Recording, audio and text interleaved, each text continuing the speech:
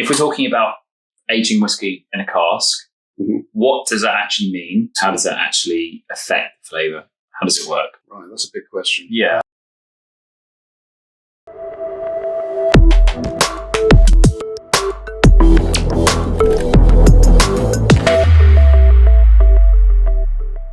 Yep. Well, hey, hello, and thanks for joining us at the next episode of The Edge on Whiskey. Today, we are talking about whiskey casks, whiskey barrels. Why are they important? And I'm joined by my colleague, Richard Bayles. And we've got a little selection of whiskies that have all been aged in different casks. So we'll be tasting a few of those as we go.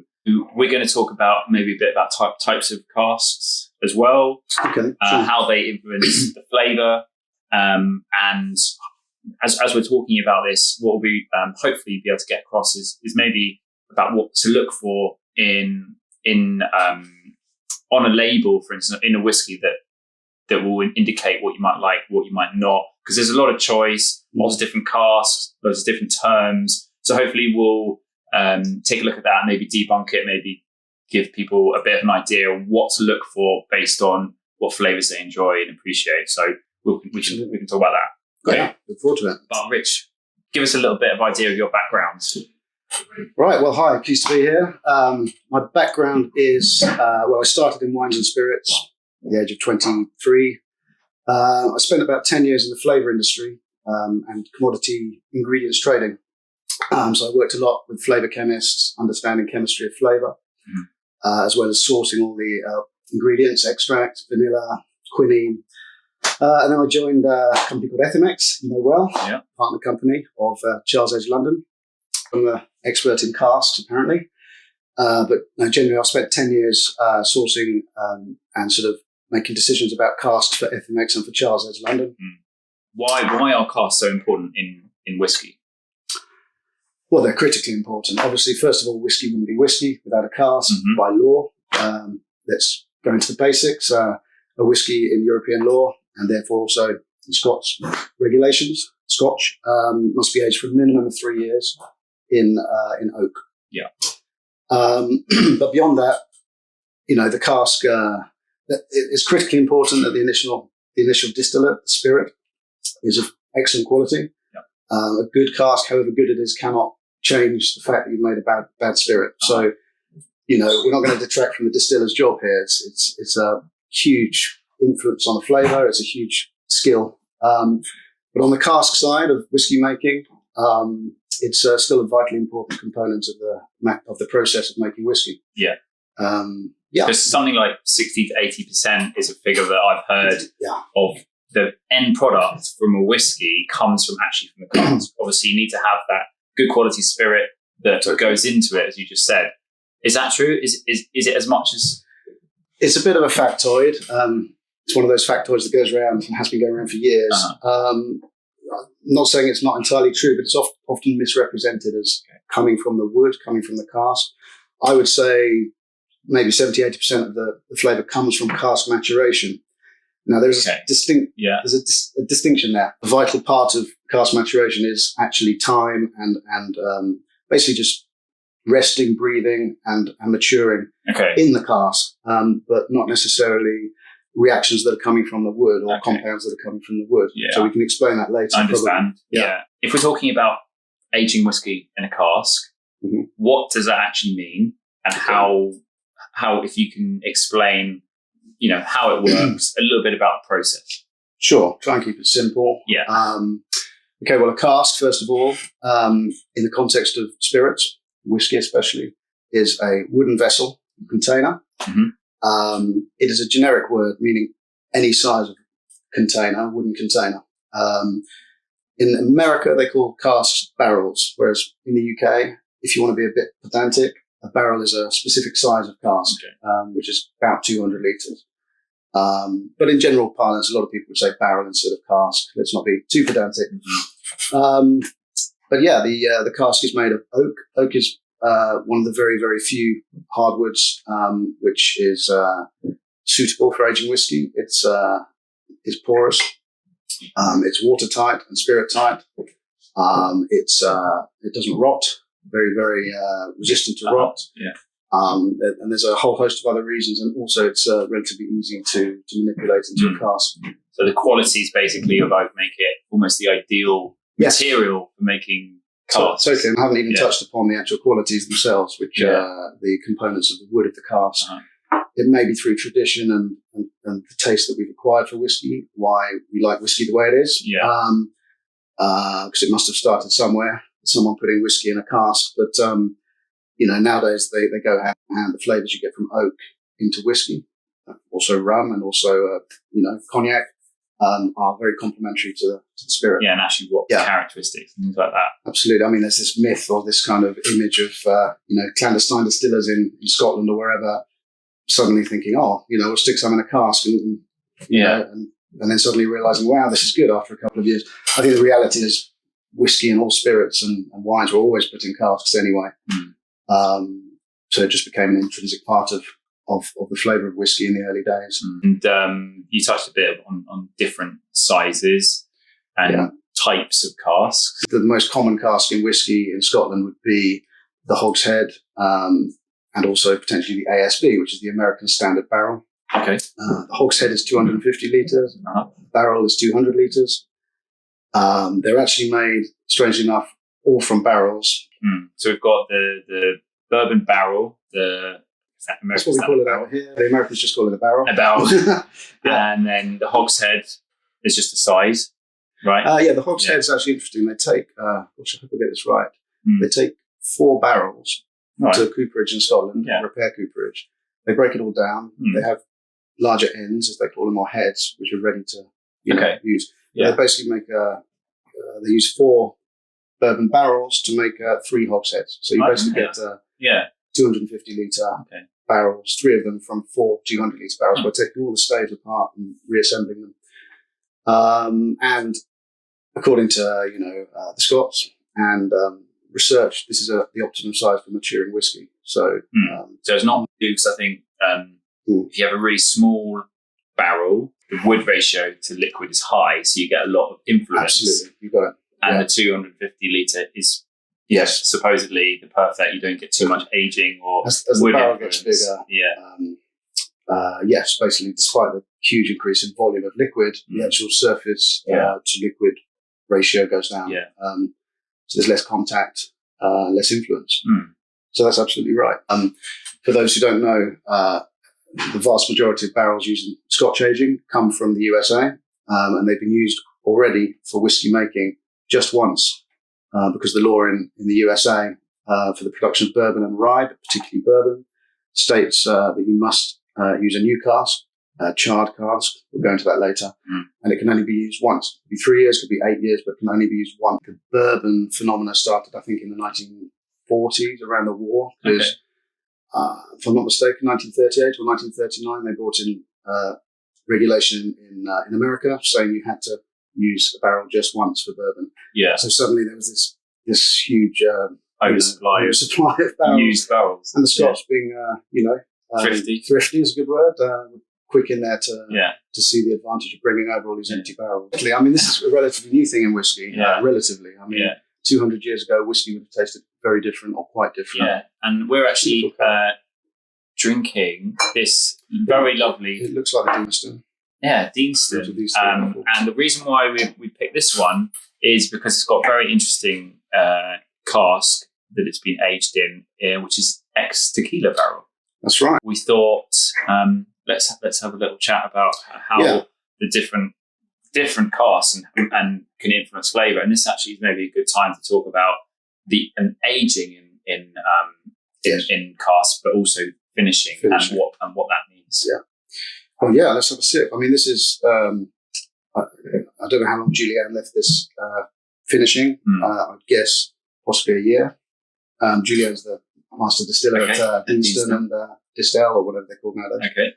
And we know a little bit about this. But let's taste it first. I'll explain.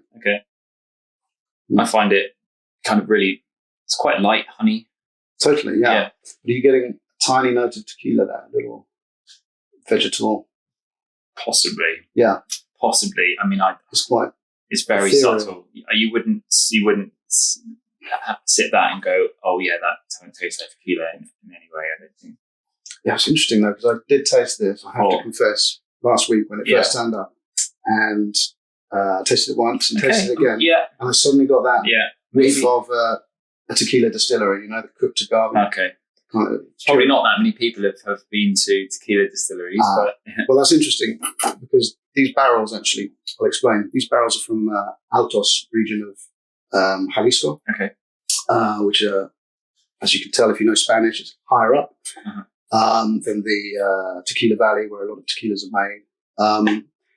And I actually inspected these barrels in Mexico and gave them a good sniff, tasted them, and I recognised that finish. From the tequila in this case is a very light, floral, delicate, but very elegant tequila. Yeah. So it's not like this is more earthy, vegetal flavours that you get from a lot of the valley tequilas. Is it still oak barrel? Yes, these were. I've got to rack my memory. These were basically, if I'm not mistaken, American barrels. Okay. They go all over the world nowadays from America, and a lot of them end up in Jalisco, in Mexico. So ex-bourbon. It would have been ex-bourbon. Then they put tequila in it to age it to like a reposado and añejo or something like that. They would have been using these barrels, if I'm not mistaken, for 3 or 4 cycles, as they call them. Fills. Yep. Just trying to rack my memory. It was a while ago, so this is probably a 1-year finish at least. Yeah. Okay. So we talked about aging. Correct me if I'm wrong. You're just aging something in a barrel for a particular time, or in a cask for a particular time, and then it might go through a process called finishing, which is a shorter maturation in a different cask, right? Correct. I mean, it's a relatively new concept, maybe 20 or 30 years old. I'm sure people did it occasionally before, but it became more of a common thing quite recently. I think it was Bill Lumsden was one of the proponents at Glenmorangie, but other distilleries as well. And so the concept is you've got a whiskey that's been aging full term, either in one cask or maybe a couple of different casks. And that could be 8 years, 12, 15 years. And, people just want to give it a little pizzazz at the end of its life, introduce something different, maybe liven it up a bit. Yeah. Lots of different motives. And let's not forget the marketing angle. It's people want something exciting sounding, something different. Yeah. Not just on the label, they want it on the palate, but this is the whole point. So there's been a huge increase in cask finishing over the last 10 years, maybe 15, 20 years. It's a kind of manipulation, if you like, of flavour, right? Yes. And now is a good time to ask the question. So actually, how, at a high level, does this period of maturation in barrels, how does that actually affect flavour? How does it work? Right. That's a big question. Yeah. At a high level. Well, let's keep it as simple as we can. As you can imagine, there's what we'd call additive or extractive processes going on, where to use a technical term, the hydroethanolic liquid, which is basically whiskey, because it's partially alcohol, ethyl alcohol, and partially water, along with a few other good, tasty impurities. So this kind of solvent draws extract out of the cask, putting it in the most simple possible terms. Under pressure, under temperature, and just generally through absorption, it will soak into the stave and ultimately diffuse out, along with some chemical reactions, a lot of great flavour components that wouldn't have existed in the original distillate. It's a bit like if you had a sponge and you poured a load of water on it, it kind of seeps in, and then when you squeeze it, it goes out. Totally. But obviously, you're not squeezing the barrel; it just happens on a natural, daily basis with fluctuations in temperature. Yeah, a cask, although it's described as porous, and it is. People think, it can breathe just like that. Well, actually, relatively little oxygen gets into a cask. It's a very gradual process. A cask is almost hermetic, and therefore pressure can go up and down within the cask. If you can imagine, it just lets air in and out so easily, there would be no pressure build up in the cask. So it forces the liquid. The headspace is also compressed. So it forces the liquid in and out of the stage on an annual cycle, but also to a certain extent on a daily cycle. Well, we know that it's the perfect makeup that it allows the water and the liquid to get in a little bit, but not escape through the outside of the barrel, totally, by pouring all over the floor. Exactly. Well, that's the nature of oak. It's it's an amazing wood, actually. And it's important to probably talk about the inside of the cask just briefly, because you can have the ex-bourbon, the char, as you mentioned before. That brings a different flavour to if you just put it in an uncharred virgin cask, as you call it. Yeah. I mean, you've got to remember these barrels have been used once in Kentucky, for example, for bourbon. So during that 3 to 5 year, maybe longer process, a lot of the wood extractives have already been pulled out. Your vanillins, your that's the vanilla flavour compound. Vanillins, classic bourbon flavour, along with the lactones, which give it a sort of coconut husky, coconutty edge, woody edge. So a lot of this stuff's already been drawn out, maybe 70% before it ends up in Scotland. But even so, if you used a used barrel from France that's had wine, that's just been toasted, it hasn't been charred. We should go into more depth, but we probably can't. You're going to get very different results. And if you were to use a virgin cask, it's going to introduce a hell of a lot of wood-derived flavours from the outset. The other thing is you said oxygen can go in and out of the cask, and just the oxidization affects the flavour. Totally. So a really important part. Oxygenation of the liquid through the headspace and directly into the liquid creates oxidation reactions. But there will be, for example, acetic acid, which is sort of vinegar, if you like. That sounds awful. In relatively undetectable quantity in the whiskey, and that will, with oxygen, oxidize into esters, ethyl acetate in that case, which give it people think it's a solventy taste. It's more fruity unless it gets to a high level. Right. So you're getting all these sort of extra flavours, basically. Flavours that would, certainly a real boost to the ester profile, and introducing different esters. And oxygenation is a key part of that. I think we need to get you a white lab coat when you start talking about. So this, I think it rounds out the flavour, the wood, of course. If you try a young whiskey, it's a lot harsher. The older, a bit more rounded. That'll be partly what we're just talking about, but also the tannins, of course. Now, particularly from European oaks, to a lesser extent from American oaks. You will get, and to a lesser extent from used barrels, of course, but you will get tannins drawn into the whiskey quite early on because they're hydrolyzable. It means they can be broken down and sort of drawn out by water. And obviously there's a lot of water in whiskey, even at high proofs. So these tannins come into the liquid, and that's what would give you, if you taste a young whiskey from the cask, and it's sort of, it's a bit cloyy. It's got that astringent at the back of the tongue. That's obviously tannins. But the interesting thing about tannins is with oxygen coming into the cask, they actually form longer chain tannins. You can't detect them on your palate. So creating longer, bigger tannins is actually the way to get rid of tannins in a sense. You're not getting rid of them, but you're getting rid of them from your palate. You can't pick it up. Interesting. I think it's probably a good... so this is the worm tub. It's a Speyside 10-year-old sherry cask finish, which is this is just a finish. Just finished the whiskey in sherry butt, sherry cask. And by the way, butt is a 500 litre traditional, they call it bote jerezana. It's a 500 litre bodega cask from Spain, from the sherry houses. Are all sherry's butts? No, and also, before anyone says anything, the majority of sherry casks nowadays are made new, seasoned with sherry in Spain, purely for the purposes of making whiskey. Seasoning was always important before you made sherry. You always filled the cask with some sherry or wine to draw out the tannins for a couple of years. Because sherry should never have any oak influence. This is what people don't realise. I mean, the sherry cask should be totally inert. No vanilla, no spices. But what they do nowadays is they follow a similar process, purely for Scotland. They will season the butt or media bottle, which means a semi-butt or a hogshead, for maybe 18 months, 2 years, sometimes less. And that's what's almost certainly happening here. Our sister company, FMX Supplies, they specialize in ex-bodega Solera butts, which are very rare.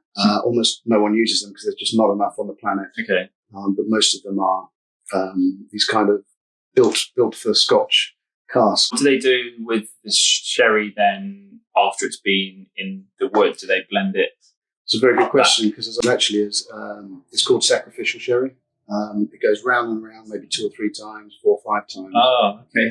Because although it's very woody as a liquid, and then the fruity character, the classic Oloroso character, is still getting into those staves. I mean, there is a point where they must say it's sort of exhausted, and at that point they sell it to the sherry vinegar industry, which is also denominated. Never anything goes to waste, does it? You always really nice apple maple vinegar last night. Did you? Yeah. Okay. Yeah, really nice. Apple maple. Yeah, Okay. it's gorgeous. It's gorgeous. You can really get the kind of maple syrup. And so I was just figuring out. So they basically sweetened it a bit like a balsamic, but they sweetened apple vinegar. Yeah, but isn't maple syrup also aged? It is actually. Going back to casks. Yeah. Our sister company supplies maple syrup casks. Bit of a plug. Yeah. Why is there no maple cask that we can put some whiskey in? Well, that is a very good question. And I'm wondering if that squares with the SWA regulations or not. Maybe. If you're a Scottish whiskey distiller and you're interested in exploring maple finish. Off the record, this is not an official CEL opinion or a FMX opinion, but I would say it probably does comply. It's not a stone fruit. It is a traditional process, and that's the important thing. It has to be a traditional process. Yeah. But I think aging maple syrup in oak is a very traditional process out there. So why not? Why not? Could be interesting. Let's do it. Let's make it happen. Yeah, let's make it happen. Glorious. Previous content of casks is very important. Yeah. You know, we've been talking about sherry. We've been talking about maple, tequila. Obviously, the classic is the American bourbon. Absolutely critical for a used barrel. I think sometimes most distillers would probably concede that the influence is over exaggerated sometimes, a little bit. But there's always some influence from the cask. Okay. I mean, always quite a lot normally. But, and colour as well. Colour as well. Yeah. The interesting thing about bourbon is it's a whiskey. It's also a whiskey that's drawn a lot of the wood extracted out and taken it away to be bottled in Kentucky. Okay, you're drawing whiskey out of the staves because there's what we call in-drink in the staves. Tiny bit, but it's probably, they estimate 4, 5, 6 litres. In a barrel. All soaked 4, in. 5, 6 litres. That doesn't just come out. It takes quite a few months and years of diffusion to sort of diffuse out into the liquid. So can you imagine adding basically a whiskey to a whiskey? Yeah, so, like 4 litres of bourbon into a single malt. Well, in that sense, yes, but the point I'm trying to make is it's whiskey, isn't it? It's another type of whiskey. Yeah. It's not as distinct as port or sherry or some exotic wine. So, yes, the whole character of Scotch, particularly something like a Speyside or whatever, is based on an unsherried Speyside. It's based around bourbon. And if you took the bourbon cask out of the equation and replaced it with something else, it wouldn't be the same.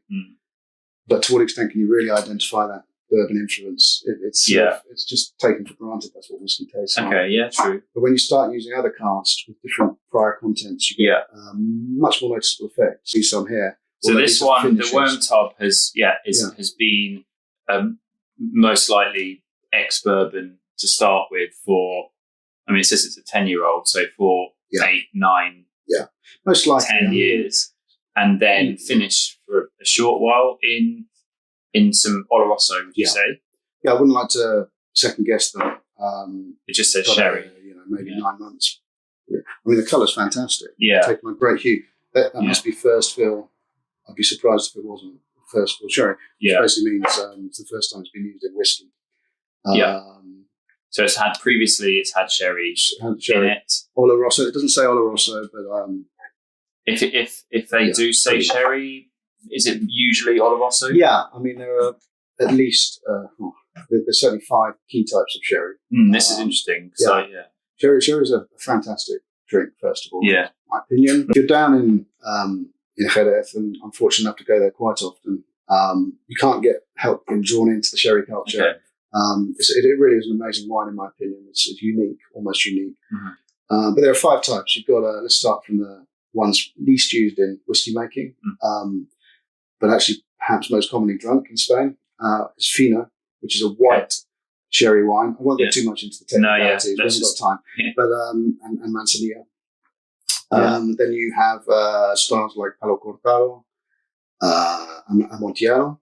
And then at the other end of the scale, in terms of highly oxidized, dry, people think sherry is sweet. It's almost always dry as a bone, really dry, is oloroso, which literally means, well, it kind of means smelly, but that's not a good translation. It probably means aromatic or, scented. It's more than scented, though. It's got a really distinctive flavour. Yeah. And then an outlier that is still classed as a sherry wine is Pedro Ximenez, or PX, as we know it. Yeah. Which we've got. We've got a whiskey finished with PX cask. Yeah. Pedro Ximenez is totally different in a way. It's extremely sweet, extremely thick, viscous, but it has an important part to play in sherry blending and the sherry culture. So the 2 main ones that we would tend to see in whiskey for finishing would be Oloroso and Pedro Ximenez. Yes. Oloroso, I suppose through tradition, people's understanding, possibly availability, and above all, it is probably the most impactful. It is the most impactful sherry in terms of adding either a finish or during long-term maturation, adding that superb character, dried fruits, and people describe it as, I think, sherry finishing with the like Christmas pudding. Yes. Lots of dried fruit, sticky, caramelly. Yeah, totally. It is. And it's interesting how it affects whiskey. If you taste sherry on its own, it does have those flavours, of course, 100%. Yeah. There's nothing sticky or sort of sweet about it. Of course, it's bone dry. Yeah. But those flavours are there. Those, your sort of currants, raisins, all the fruit. And sometimes maybe in the amontillados, Palo Cortados, a little bit more citrusy marmalade edge, which you get a hint of in the Oloroso. And of course, nuttiness. It's got this kind of slight nuttiness. Okay. And overall, that's referred to as rancio in Spanish, which you've probably heard of. Yeah. It's that sort of funky, oxidized kind of. Do you think this is a good example? But it looks like it's taken on quite a bit of the Oloroso. So my assumption would be a first fill sherry cask. Orangey. Totally. Sweet. Caramelized, orangey, fruity. Totally. Yeah. All those things we've mentioned, in fact, coming through.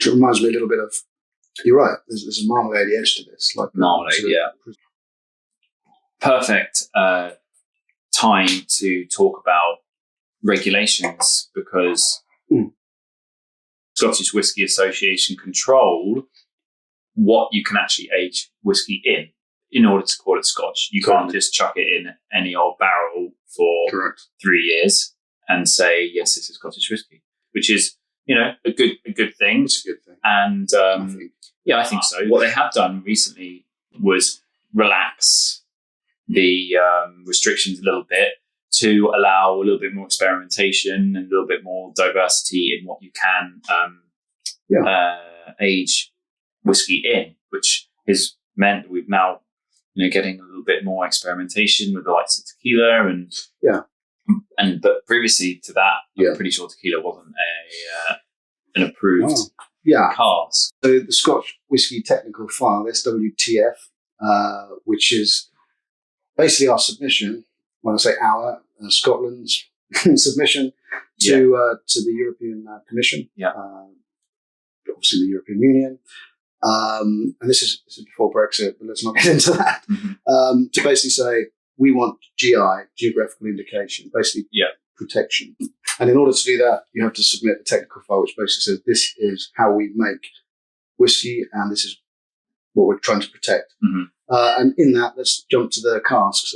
There's a section that now says, it's changed quite a lot, but you can use almost any cask so long as it's a cask that's been used previously in a traditional process. Okay. So what they were trying to do is cut out people doing weird things like seasoning barrels with chili peppers and then, So, but for Scotland, they have to stick to very traditional barrels. So, for example, cognac, Armagnac, could be sherry, Madeira, Marsala. Rum, absolutely, rum.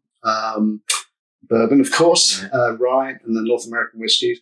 But strangely enough, the only exception, I'm sure there's a good reason for this, but I haven't investigated, stone fruit, anything that's produced from stone fruit is not permitted. Okay. Maybe that's... And also cider is not permitted. Yeah. As a prior content. I'm putting my neck out here. I think tequila was kind of permitted before. It just wasn't clear, and a lot of people weren't confident. Okay. They now made it very clear that something like tequila, vermouth, because vermouth can be traditionally aged in barrels, are permitted, whereas gin, because gin is not traditionally aged in a barrel, but unfortunately that's not permitted because it's considered an innovation. So this is Infrequent Flyers. It's an independent bottler from Scotland. It's a Craigellachie Madeira hogshead finish. So, Rich, I think talk us through some Madeira fortified wine. This is not something we've touched on yet. No, we've touched on sherry, and there's a sort of, what's the word? I was going to say holy trinity, but whatever four is, 4 styles Quattro. Four styles of, or 4 sort of areas, if you like, in the world where certain fortified wines are made. Quartet, that's the word. Yeah. So there are others, and we'll go through them as well. But the classic fortified wine, especially for whiskey making, fortified wine areas are sherry or Jerez. And we went through the 5 or 6 styles. Yeah. Fine, I think. The other classic one, of course, is port. Yeah. I don't think we've got any port here, but that's Portuguese port finish today. Fortified wines. You've got Ruby and Tawny ports, a few others. Yeah. Marsala, one of my favourites from Sicily. Again, they use a Solera system, which we won't go into here, but possibly the one with the most similarities to sherry, but distinct in its own right, and quite a few sweeter styles coming through there. And then finally, but not least, is Madeira, made on the island of Madeira, Portuguese island. So it's a great wine. I don't know, sort of, I tend to get more, well, you should taste it, but figs, kind of dark fruit, but not quite the same dark fruit you get in sherry. So made from grapes. Made from grapes, absolutely. It's a wine. It's an oxidized style of wine, but it's oxidized through a very high temperatures. So you do get baked flavours from it. I would say stewed and baked flavours. Yeah. You might pick up some fruit. I don't want to put words in your mouth. But and it's in a barrel for how long? Madeira wine could be a young Madeira wine of 2 or 3 years, but sometimes left up to typically 8 or 9 years. You're getting into a different kind of Madeira. Sometimes a hell of a lot longer, of course. Yeah. Figs, what else are you going to get? You're probably going to get quite I always get a lot of marmalade again. I'm not getting marmalade. I'm getting more of the prunes, more of the darker ones. Yeah. I mean, we've got to put it on the palate first. Yeah. But if you tasted the actual Madeira, which is always a good thing, you probably get that. Sweeter wine.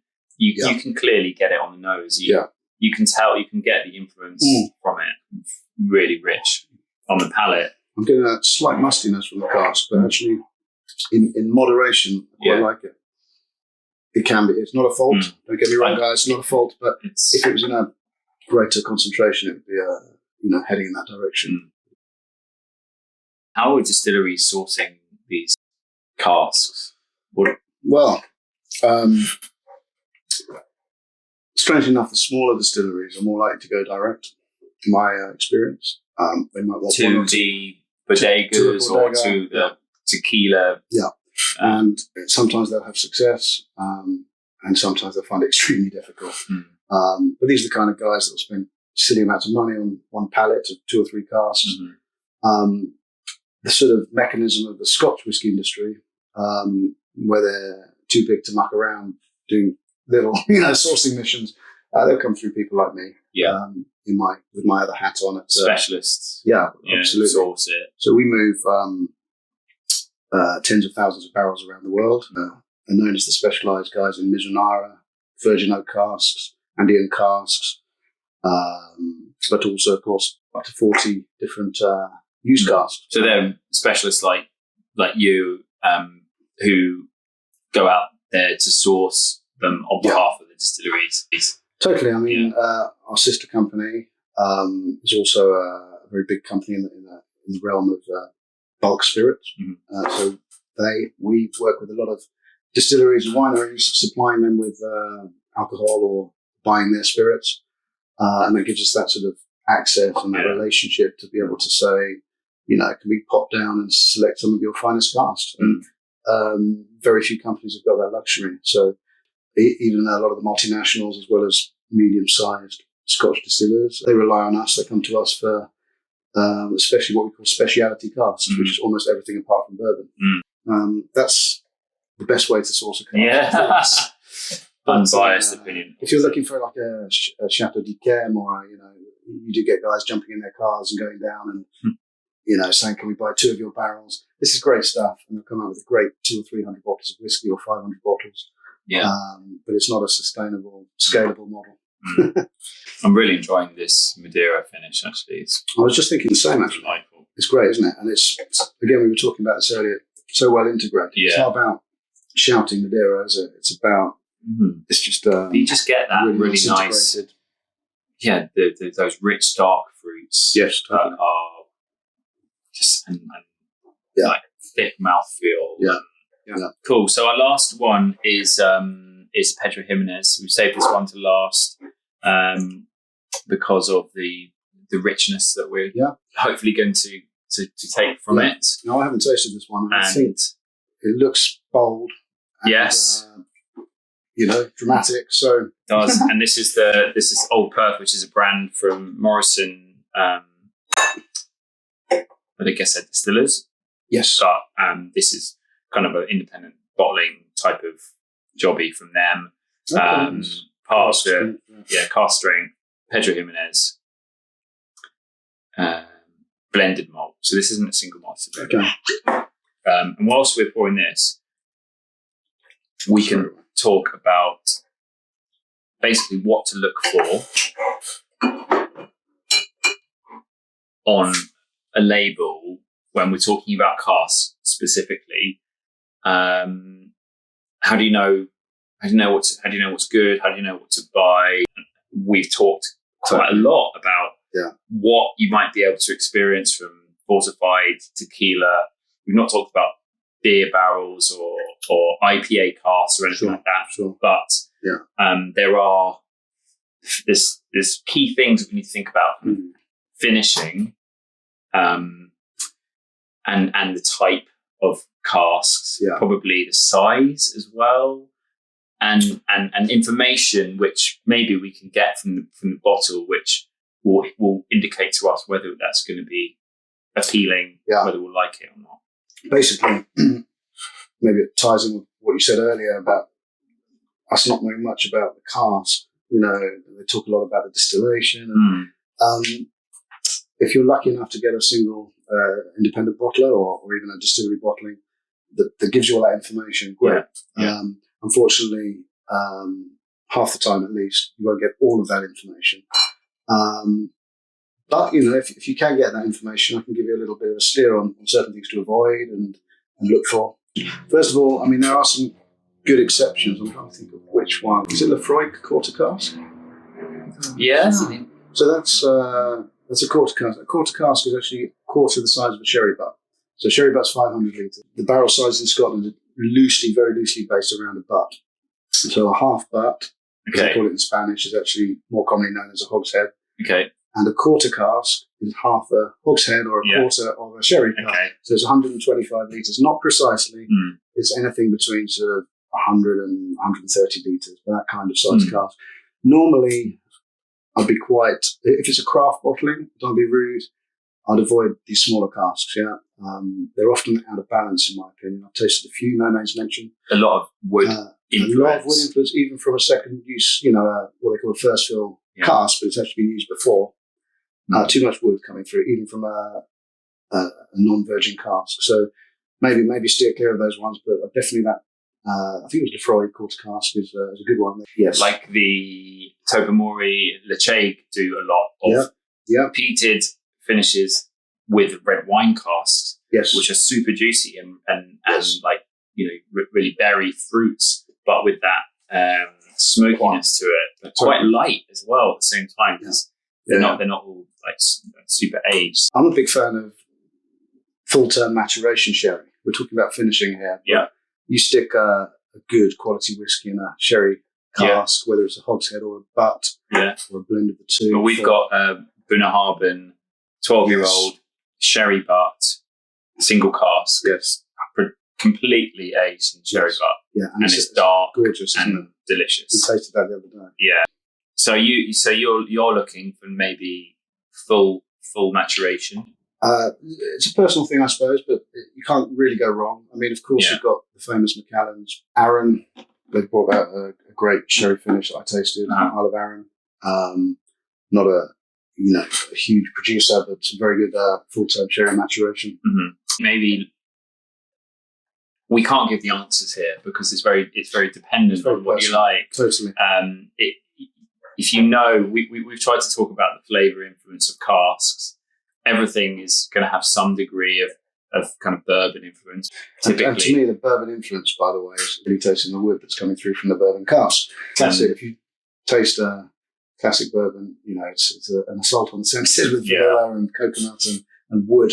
And so you're getting that hint of that.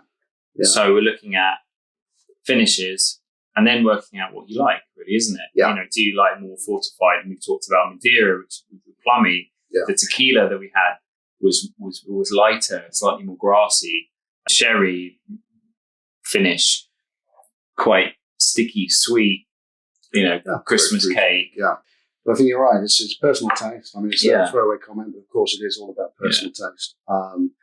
But my personal taste would be go out and get a Madeira finish, a Marsala finish.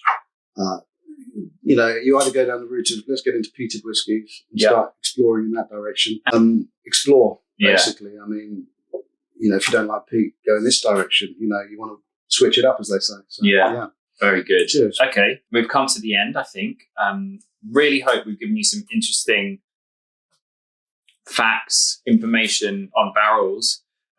Rich, as you can clearly see, is a man, a font of knowledge when it comes to wood and barrels and all types of. We didn't scratch the surface. No, we didn't scratch the surface. Thankfully for you guys. And if you're still awake, then thanks for watching to the end.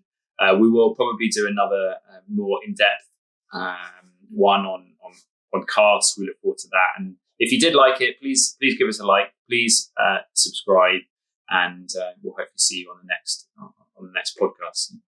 Cheers. Cheers. Lunch and wine.